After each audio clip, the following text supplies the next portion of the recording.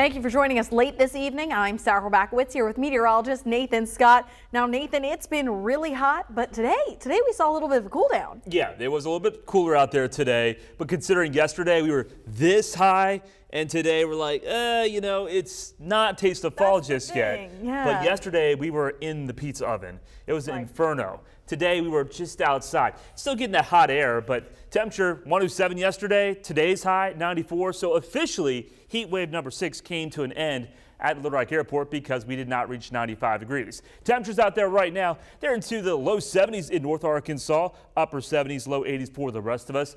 Cooler, less humid air will continue to filter its way in while you're sleeping tonight. Temperatures dipping down to the low 60s in northwest Arkansas. Here in central Arkansas, we'll start for Monday into the upper 60s to lower 70s.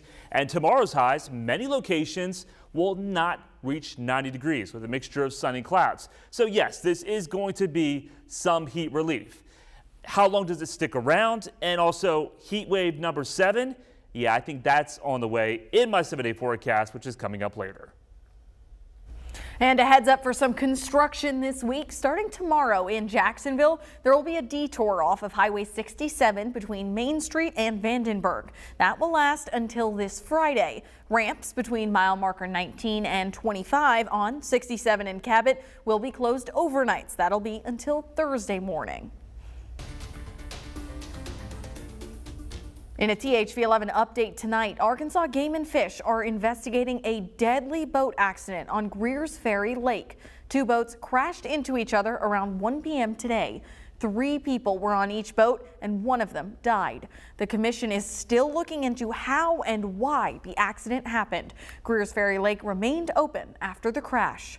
And in Jacksonville, officers are investigating a fatal car accident from the 3100 block of John Hardin Drive. 48-year-old Brad Ward was pronounced dead at the scene. Police later arrested 26-year-old Jordan Ennis. He has been charged with negligent homicide and driving while intoxicated, among other charges. Northwest of us, Bentonville West High had their football game in Tulsa suspended and canceled Friday after a spectator reportedly had a gun. According to police, the suspect fled the area and a pistol was dropped by the suspect. Officials say there are no known injuries. And sadly, a similar scene at a separate game in Oklahoma last Friday. A 16-year-old was killed and 4 others were injured after a shooting at Choctaw High's school game. An officer's gun also fired at the scene. Police recovered 2 guns and 8 rounds at the game. So far, there is still no information about potential suspects. Community leaders in Jacksonville, Florida, held a prayer vigil this evening for the victims of Saturday's deadly mass shooting. Law enforcement officials say the shooter killed 3 black people at a store in a racially motivated attack. Christian Benavides has the latest from Jacksonville, Florida, including new details about both the victims and the gunman. The Jacksonville Sheriff's Office released surveillance footage of moments from the deadly shooting at the Dollar General store in Jacksonville Saturday.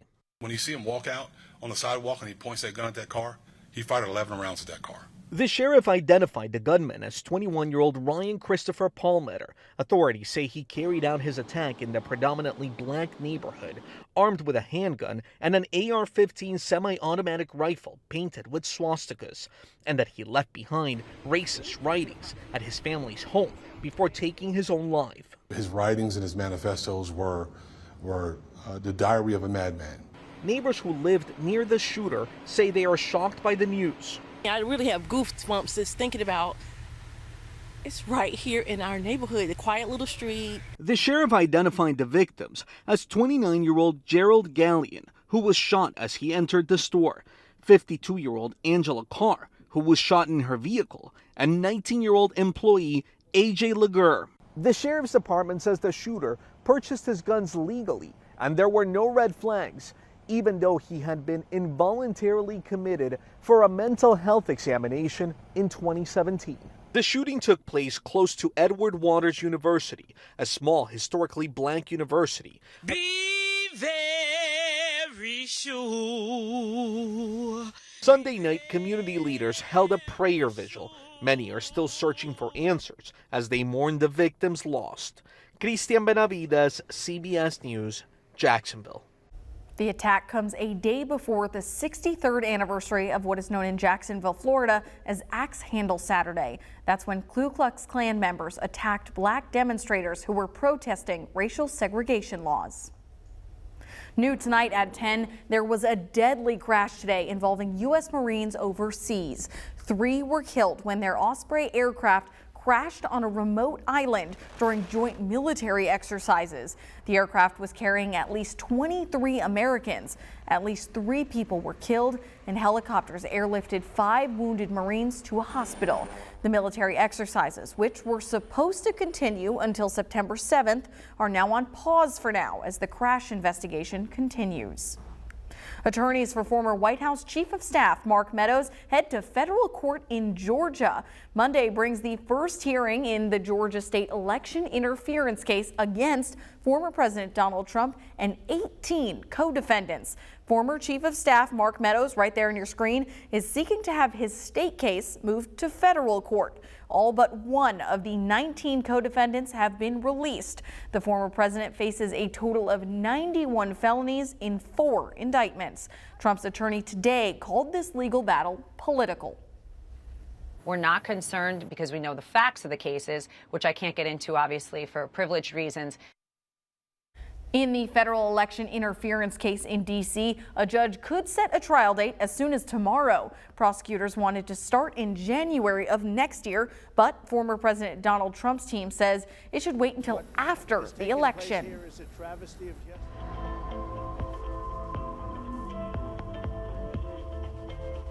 The March 31st tornado here in Arkansas caused a lot of businesses to shut down or move out of their current locations. Now, after almost 5 months of recovery efforts, things are starting to look up. THV 11's Rebecca Brown spoke to a local business that was forced to move out due to the damage, but now says they're happier than ever to be back home. The March 31st tornado affected so many lives and businesses. Once a day full of devastation has now turned into a beautiful melody for people like Don Nichols.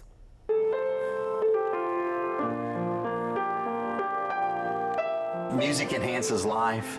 Music brings great joy. These times, music brings great healing. They say time heals all wounds, and for the last 4 months, General Manager Don Nichols says he is finally starting to see the light at the end of the tunnel after their business suffered damage from the March 31st tornado. There was a lot of damage to the building. We lost 1 front window, and the ceiling grid in here dropped in several places.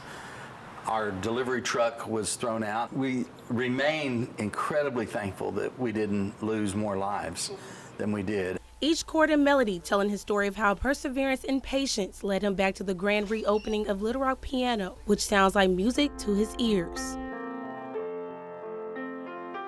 You can imagine the task of moving 80 pianos. And we had a team from Dallas come up and do that, and after 4 months they came back and we moved them back when we were ready to come in. So we're glad to be back into Breckenridge Village. Nichols has a way of making you into a believer even when you can't see it, because I know I'm no Beethoven or Mozart.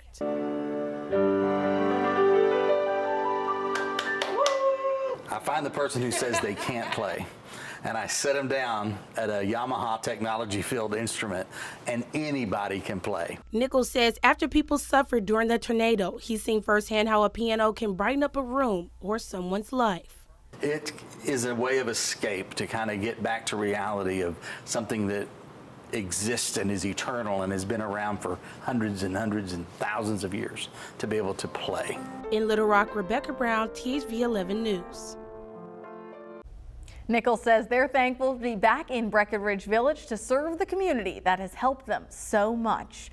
And over in North Little Rock, crews have managed to make significant progress clearing the damage at Burns Park. Now, Mayor Terry Hartwig says all the debris will be removed by the end of the week. They've come a long way since March 31st, but there's still a lot of work to do. The roads that we use to get debris, those big trucks, have torn it up. I want to get the roads back over so we can get to the soccer fields, so we can get to the pavilion, so we can get back to the baseball fields and the tennis center. So those roads are going to probably cost us around $4 to $5 million. In addition to fixing those roads, Mayor Hartwig says they're discussing plans to come up with a new look for the park and for Funland. Safety is the top priority for parents across the state when it comes to school. When we come back, we'll tell you how some districts are trying to help students both in and out of the classroom. Nathan? We'll start off the new work week with more comfortable temperatures and also lower humidity, but we could use some rain. I'll let you know if I have any significant rainfall in my 7-day forecast, and also keeping a close eye what's happening in the tropics. Hurricane Idalia headed for Florida. More on that forecast coming up.